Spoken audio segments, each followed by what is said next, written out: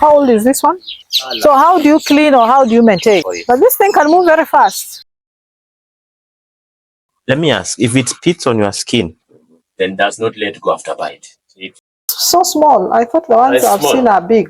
So what is it doing now? Drinking water or? I'm here at the Kisumu Museum. This is in Western Kenya by the lakeside in a city that is one of the largest.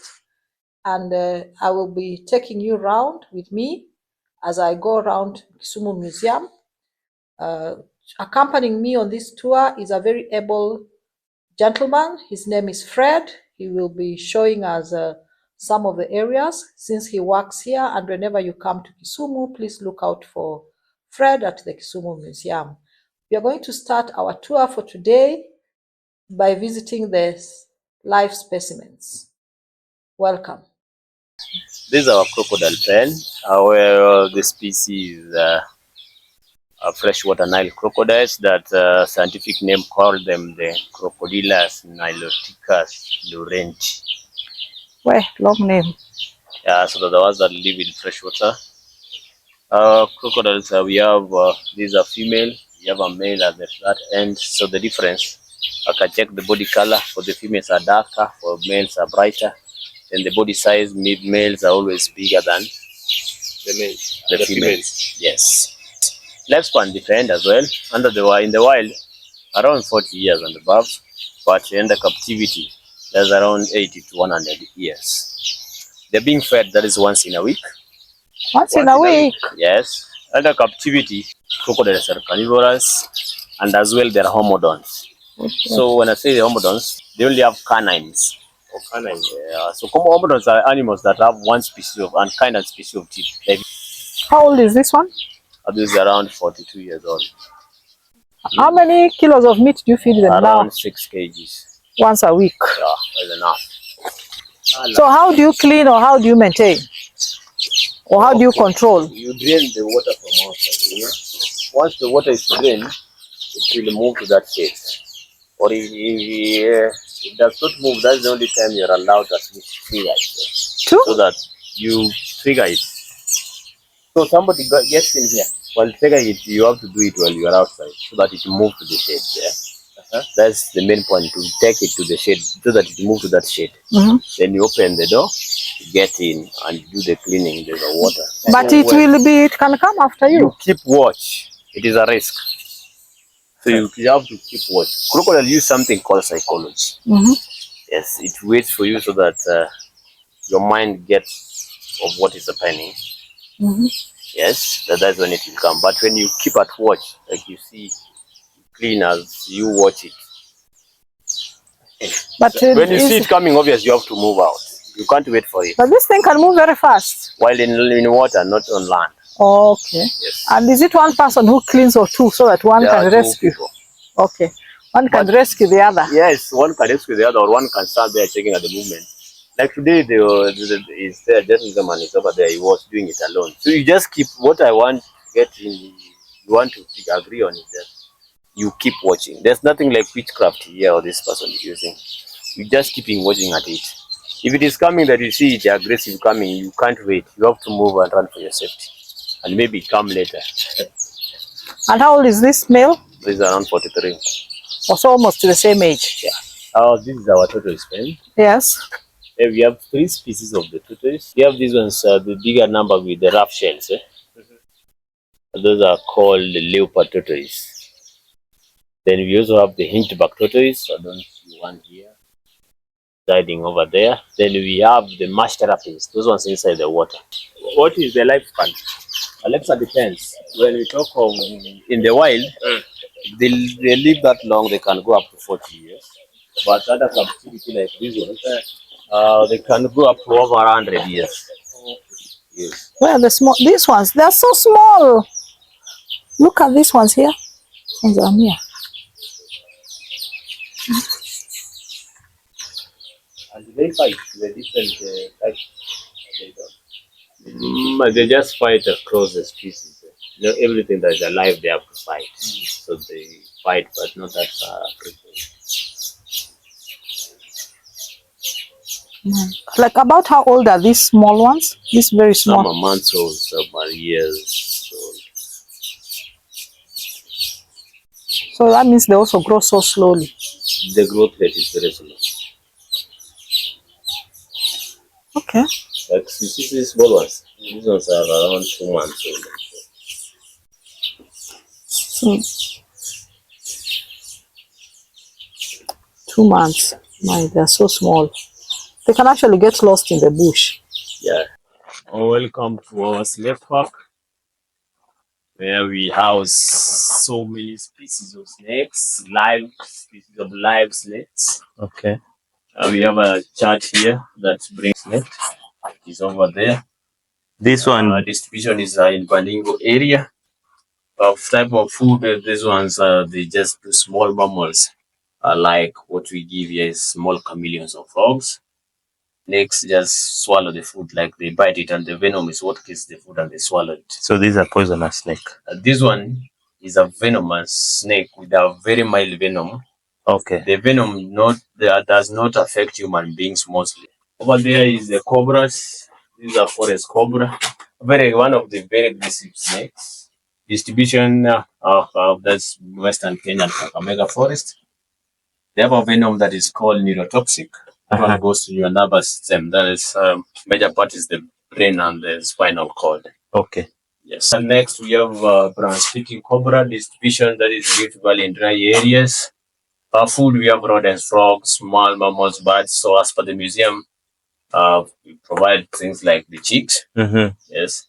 So this one, they do spitting mostly to bring venom into your body. They have to do it through the spitting. Let me ask, if it spits on your skin, will that poison go in? Or yes, you have the spores. So still it will go in. So it still not in that much large quantity, but it will go in because you have the spores. Okay. Yes. How often do you feed the snakes? It depends with the quantity. 2 weeks, around 2 weeks. Okay. These also black spitting, just like that one. You know, that this one is now black. Oh, okay. Yeah, these are spitting. That was called rachier. Rachier. Yes. Their spitting accuracy is very high. Then they can do it up to 3 meters high. 3 meters far away. So this is also a poisonous snake. Yeah, in the toxic state. Okay. Then this is Pafada. This is one of they're in the vipers family because of what they share. Yes. Distribution that is widespread in Kenya. Pafada was called fu. Fu. Type of venom is called cytotoxic. That one goes to your cells and the tissues. Okay. Food, we have rodents, so this one we provide mice. Again, once in 2 weeks. It depends on the quantity. Oh, okay. You give them more, you can give them. You know, the digestion is very slow, so you don't feed them frequently. I see. You give them time. Okay. This one is rhinoceros on viper. You take it, king it as on the head. That's what they call horn viper. Yes, I can see. Food is rodent still. Type of venom is hemotoxic. That one goes to your blood system. Okay. Yes. Then distribution mostly we did the collection at Kakamega Forest. Okay. Yes. So the pots, that's where they have their water. Gaboon viper, also in the viper family. Kakamega Forest collection. Thick forest, that's the habitat where it's like living the thick forest. And then rodent still, that's mice, you can do that. Type of venom, hemotoxic, that's for the blood.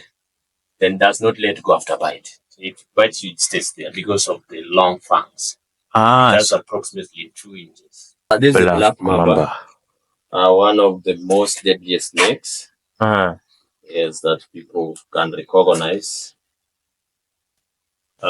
People do think when we check at it, the name is black mamba. So people do think when you look at it, it is black as the name suggests. But the name originates from the color of the tongue and the walls of the mouth. That is our biggest snake called African rock python. Oh, that is why we have this. It can break the glass. Yes. So they are non-venomous. Pythons are non-venomous. They kill by constrictions.